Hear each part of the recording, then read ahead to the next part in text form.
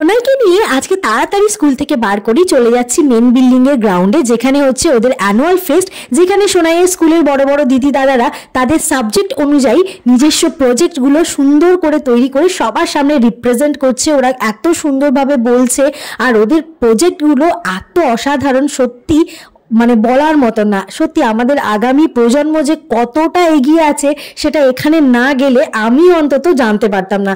ওরা এতটাই উন্নত, এতটাই মানে ওদের ব্রেন উন্নত যে আমরা সেখানে যেতেই পারবো না।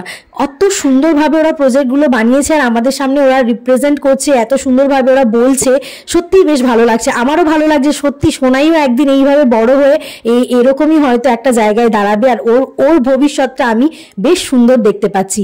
প্রত্যেকটা ছেলে মেয়ে এত সুন্দর করে বোঝাচ্ছে ওদের প্রজেক্টগুলো, আমার তো বেশ ভালো লেগেছে। তোমরা যদি পারো একবার অবশ্যই এদের রামমোহন মিশনের গ্রাউন্ডে গিয়ে দেখে আসতে পারো ওদের মেলাটা। সোনাই ওখানে গিয়ে বেশ আনন্দ পেয়েছে। ওখানে ওরা যেমনি প্রজেক্টগুলো শো করছিল এমনি ওরা খেলাও খেলাচ্ছিল। সোনাই গিয়েও খেলাধুলা অনেক করেছে, খেলাধুলা করে অনেক গিফট ফিফট নিয়ে ও তাড়াতাড়ি বাড়ি এসেছে। চলো বন্ধুরা, আজকে এই পর্যন্তই, দেখা হচ্ছে পরের আরও একটি অন্য ব্লগে।